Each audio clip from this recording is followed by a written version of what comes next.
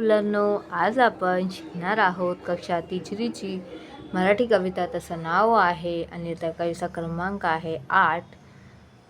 आपला राष्ट्रध्वज. हे सुंदर कविता आहे. चला सुरुवात करूया. प्राणाहूनही प्रिय असे हा आम्हा तिरंगी झेंडा. 3 रंगाचे अर्थ शोधूनी पाटीवरती मांडा. त्याग, शौर्य आणि क्रांतीचा पाठ केशरी सदा दयाचा. रंग पांढरा मध्ये झळकता, मने मनातून हवी शांतता. हिरव्याची तर एकाच आशा, समृद्धीने नटवा देशा.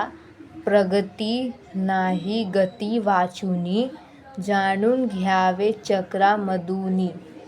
3 रंगाचे अर्थ असे हे पाटीवरती मांडा. प्राणाहूनही प्रिय असे हा आम्हा तिरंगी झेंडा. शब्दसंपत्ती बघूया मुलांना.